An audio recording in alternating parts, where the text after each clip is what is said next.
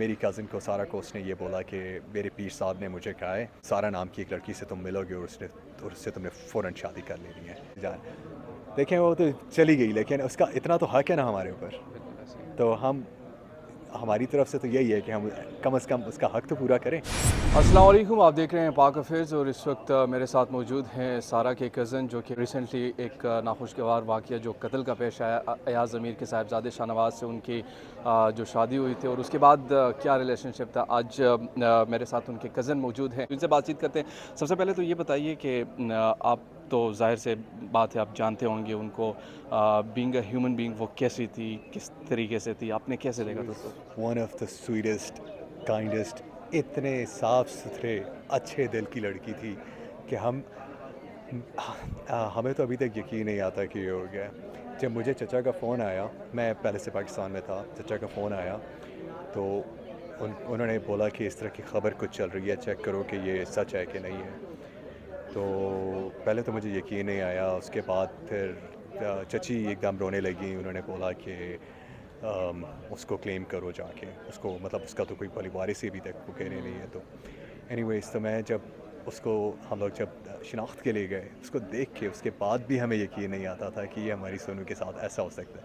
دیکھیں یہ ایک بہت بڑا مسئلہ ہے کہ ہم ہمیشہ یہ سوچتے رہتے ہیں کہ یہ کسی دوسرے کی نور ہے، یہ کسی دوسرے کی سارا ہے.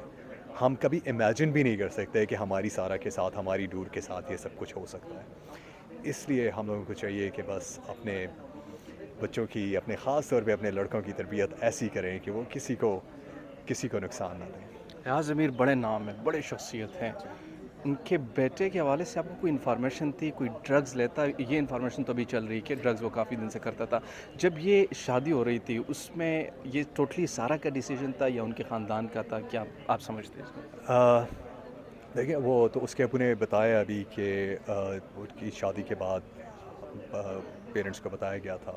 اور ابھی ہمارے پاس اس چیز کا کوئی ایویڈنس نہیں ہے، لیکن ہمارا سسپیشن یہ ہے کیونکہ جیسا کہ وہ اسموتھ اسٹاکر تھا، جیسے وہ اس طرح صوفیانہ باتیں کر کے لڑکیوں کو، میری کزن کو سارا کو اس نے یہ بولا کہ میرے پیر صاحب نے مجھے کہا ہے کہ سارا نام کی ایک لڑکی سے تم ملو گے اور اس سے تم نے فوراً شادی کر لینی ہے.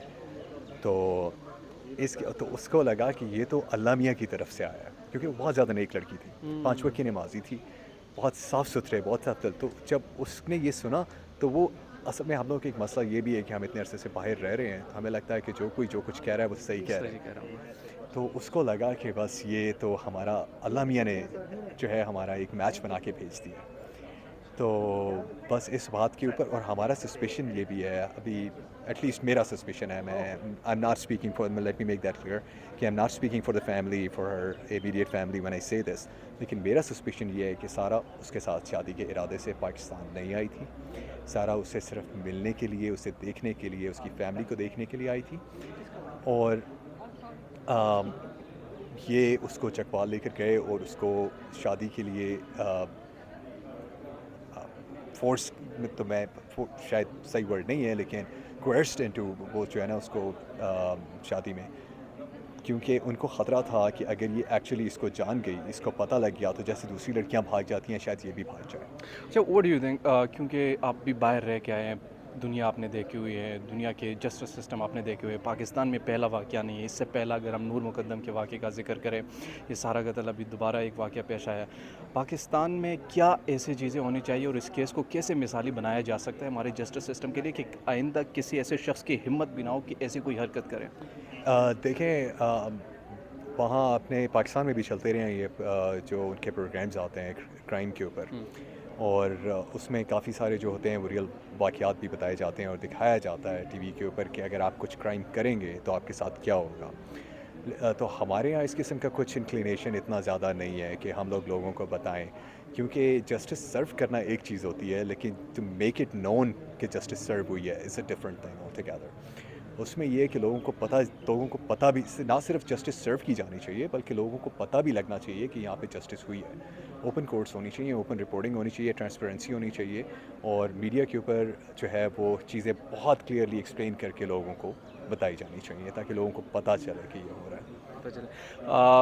اس کیس میں آپ کیا دیکھتے ہیں؟ آخر تک آپ پرسیو کریں گے جو قاتل ہیں ان کو سزا تک لے کر جائیں گے؟ یہ تو جی بالکل بالकुल हम लोग हम कैसे जाएँ? देखें वो तो चली गई, लेकिन उसका इतना तो हक है ना हमारे ऊपर। तो हम हमारी तरफ से तो यही है कि हम कम से कम उसका हक तो पूरा पहले तो हमसे गलती हो गई, हम उसको प्रोटेक्ट नहीं कर सकते, नहीं कर सके, उसकी हिफाजत नहीं कर सके। लेकिन अब इतना तो हम कर सकते हैं कि कम से कम उसका हक पूरा करें, और इतना तो हम कर सकते हैं ना कि हम इसको ऐसे अंजाम तक पहुँचाएँ कि दूसरों के साथ इस तरह ना हो। Thank you so much. Sure.